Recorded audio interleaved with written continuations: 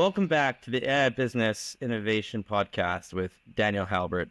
The podcast we're about to explore sits at the intersection of technology, creativity, innovation, and spirituality. Today's episode is a very special one because we have a very special guest. In the world of hip-hop and in the world of Torah, Judaism in general, an influencer, and person with a very strong opinion on technology will be with us on the show, Ari B Lesser. He's a rapper, spoken word artist, and storyteller.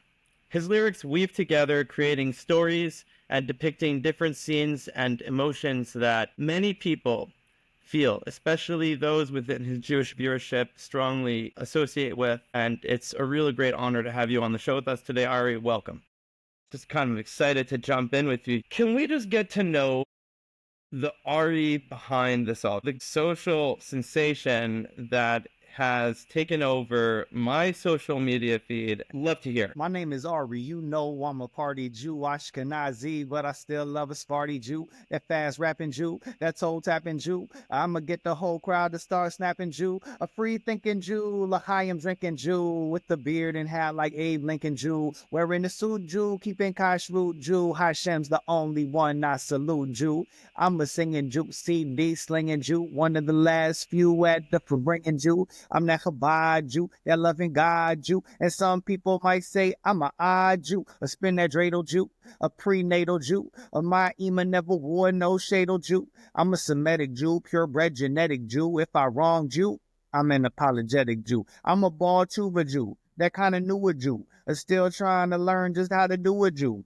An old soul Jew is self-controlled Jew. On Shabbos, you know I don't roll Jew, cause I'm a true Jew, not a voodoo Jew. I'm that never gonna get a tattoo Jew, a verifiable Jew, member of the tribal Jew. I don't read part 2 of the Bible Jew, a straight Torah Jew, down to my Korah Jew, with my soul shining light bright as a menorah Jew, a Maccabee Jew, totally free Jew, dancing like Miriam at the Red Sea Jew, a rhyme saying Jew, mitzvah obeying Jew, 3 times a day, every day praying Jew, wearing the keeper Jew, a thinking deeper Jew, saying Shema when I wake and go to sleep a Jew, cause I'm a wise Jew, that circumcised Jew, to fill in all my arm and in between my eyes Jew. I'm that Talit Jew, a seed Jew, on Yom Kippur I never eat Jew. I'm that Sukkot Jew, a Shavuot Jew, on Passover only matzah Jew. I'm that Shabbat Jew, chilling in spot Jew. I got that cholent that's hot out the pot Jew, a holy land Jew, with clean hands Jew, always trying to do Hashem's commands Jew. I'm a yeshiva Jew,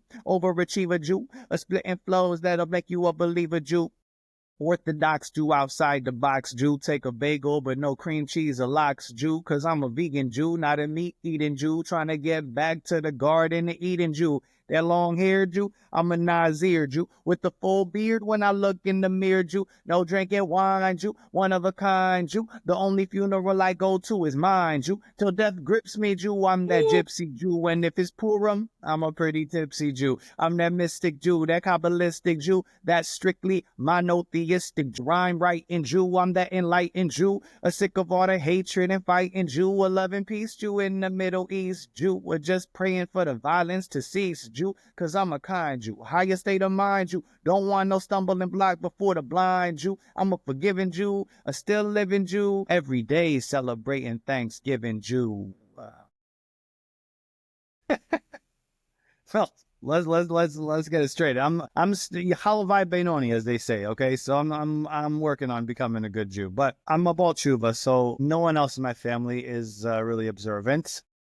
Started for me really with the Book of Psalms. I was writing songs already for about 7 years when I first really started getting into the Book of Psalms and working with it as a historical project. I thought, I take these 3,000-year-old songs of my people and make them a little bit more digestible, a little bit more understandable. But my goal was to keep the meaning the same, like actually translate them, not rewrite them. So that process, that work of it's like a puzzle almost of making the Psalms rhyme in English really connected me to the whole world of tefillah, which was something I wasn't doing before that. And, it was my gateway drug into Yiddishkeit, into Torah. And next thing you know, I'm like reading Tanakh, and now I'm putting on tefillin. And then I went to Israel, and then I went to yeshiva. So it all starts with the Psalms. I say King David's my Rebbe. He really makarov me through his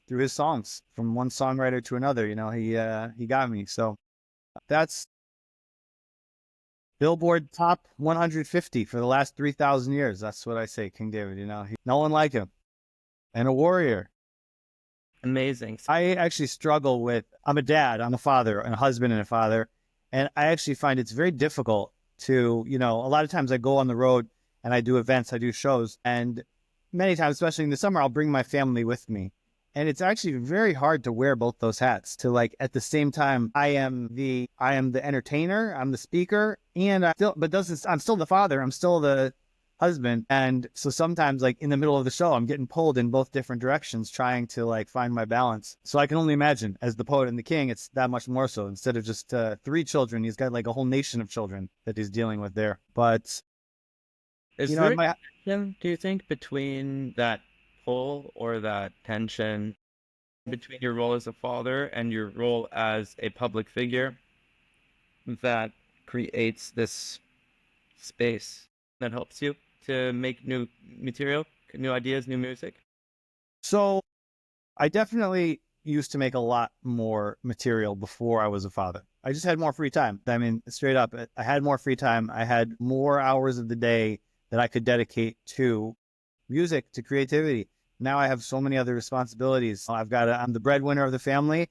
Plus, I'm doing the whole bedtime routine. Plus, I'm dealing with any drama or struggles and planning for the future, and got to answer the schools and many things going on. But what I will say is, I think that being a parent is incredibly humbling. It's just absolutely sometimes humiliating, first of all. But at the end of the day, no matter how, my wife and I talk about this all the time, you know, we really thought we had it all figured out before we had kids. We're really very refined people. We're very holy, righteous people. And then you have kids and they test you in all these ways you had no idea. And they bring out the worst in you, but that's not that it's a bad thing. It's like, that's showing you areas of your character that you have to work on, that you didn't even know you had to work on. So I think that for sure, you know, in terms of character development and just my mitos, my kids are the best teachers, really. They're the best teachers.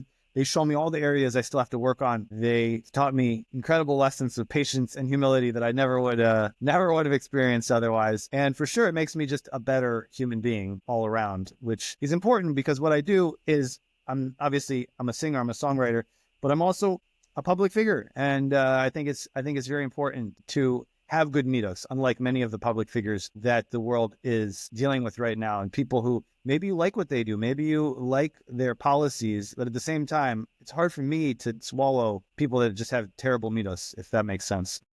100%. I'm always looking towards other dads to show me how they balance their lifestyle, because I want my kids to see me as a role model. I want to grow as they grow and always try to stay ahead of them so that they can use me as a way to probe the world around them, stable and safe. When I look at someone like yourself who is really juggling these different hats, some of them require you to be completely free flowing and creative. Some of them require you to be extremely structured and numbers based, like if you're doing financial planning as a breadwinner. And then also as a parent, the levels of emotional drain that can happen, or even just the amount of energy that you want to put into your kids, probably goes to the extent where you're doing bedtime and you're just saying to yourself, you know, I'm just going to sleep after this. So I'm just going to give them whatever I've got left, right? I'm just going to give them that last squeeze of my juice before I kick off, right? Well, I think that, you know, what I've come to realize is I only have so much time in the day. And I'm at the point in life where I'm maxed out. And so I've had to just start making cuts, you know, things that I used to do regularly that I've just realized, you know what, it's just not worth it.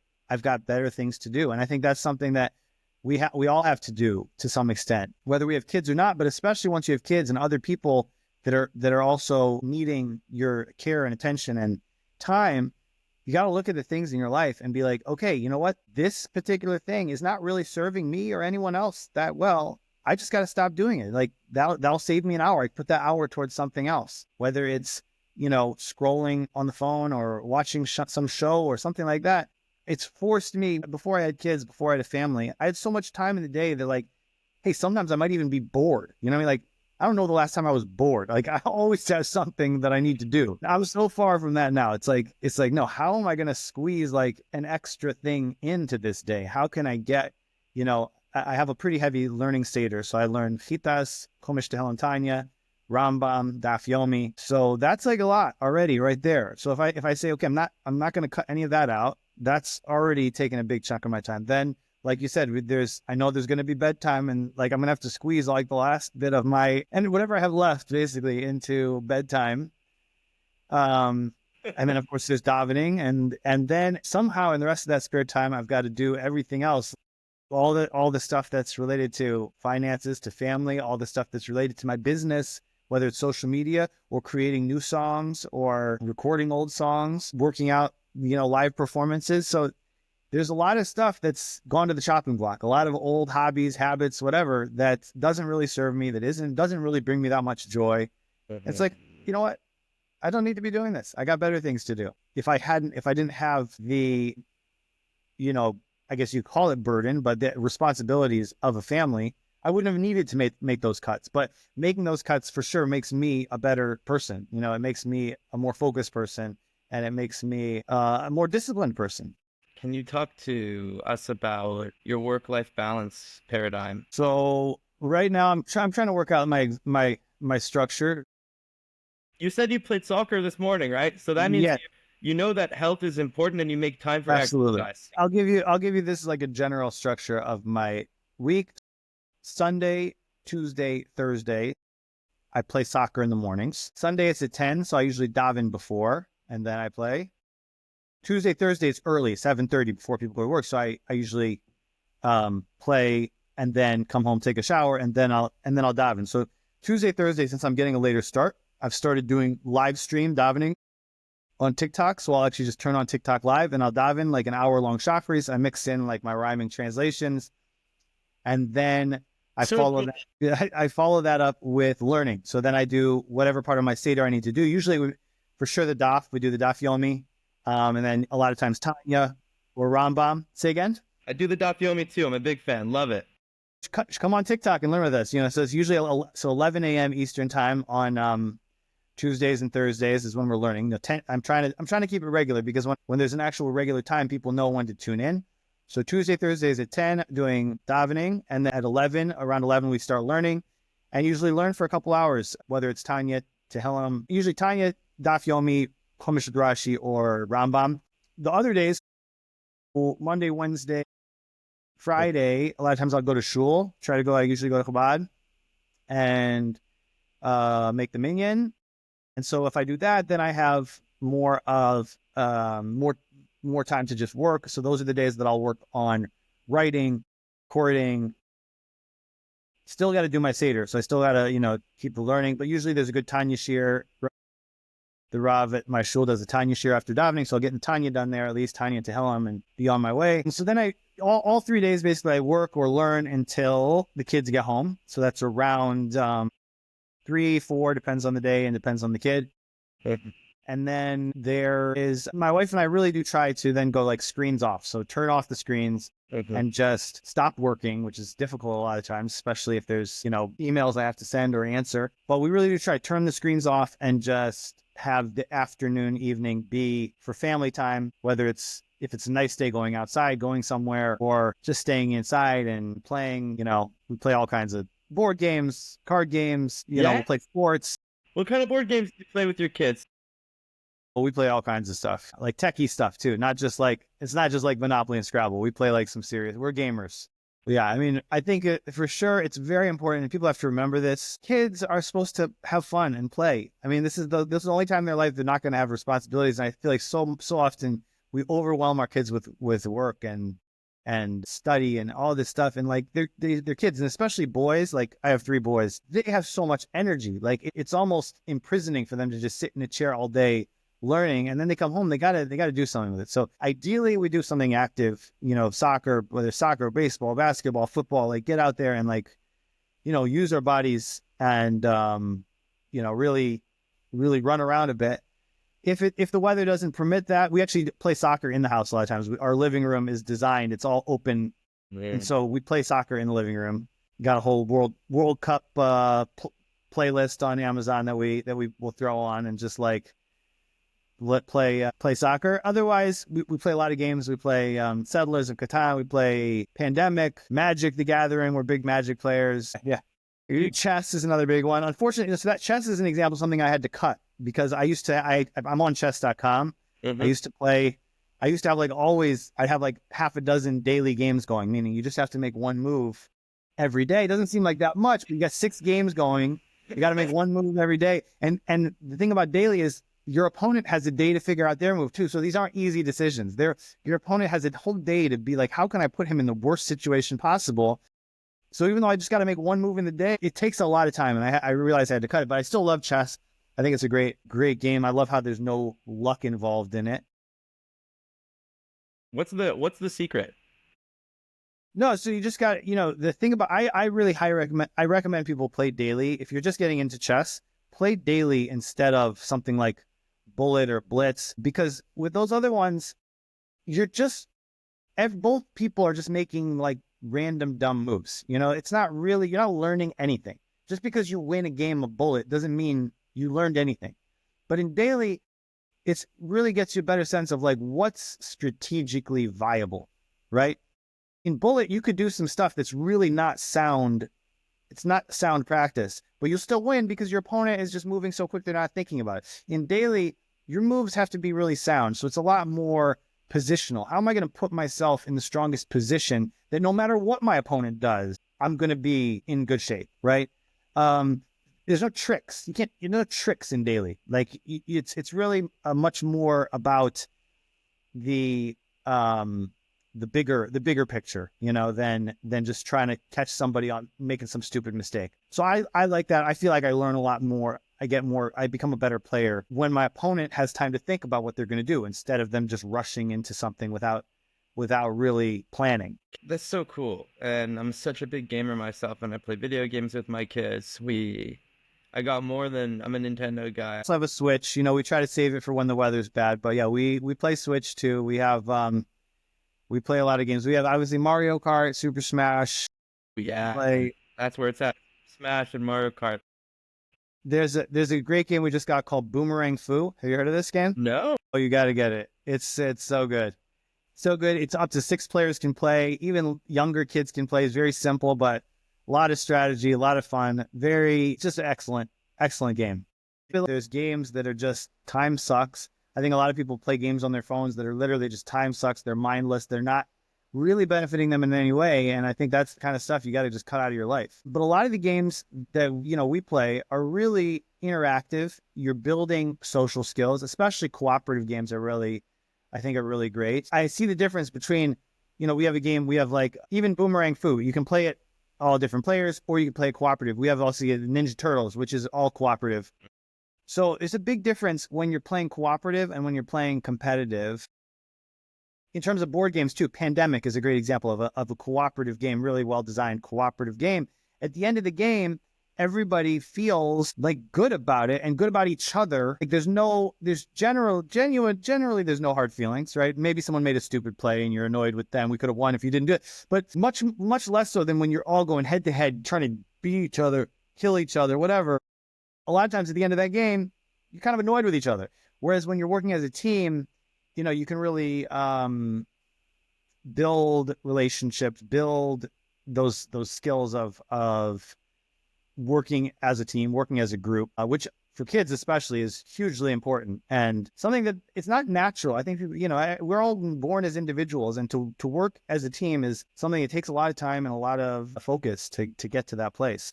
How do you handle situations where your kids are fighting with each other or things aren't working out fairly? It's very hard. That's one of the hardest things. 3 boys, they get into it. They have a lot of energy. They get into it. A lot of times it starts very friendly.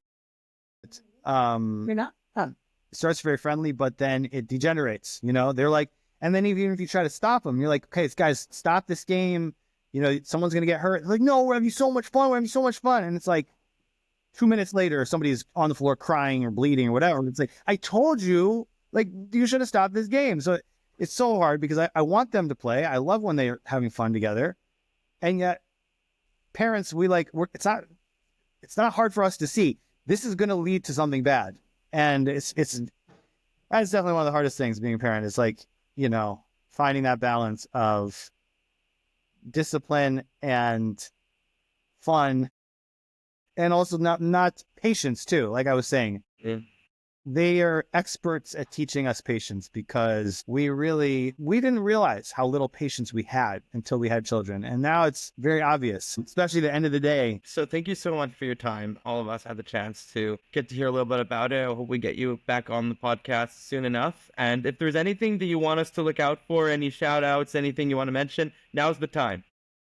Just follow me on social media at Ari B Lesser on Instagram, TikTok. I post everything on there. So if you follow me on there, Instagram, TikTok, Facebook, those are my 3 big platforms. If you're on X, follow me. I'm trying to build up X, but I'm not there yet. So they're really Instagram, TikTok, Facebook is where you'll find all my stuff. Have a great day. Have a great day. All the best. Thanks so much for having me.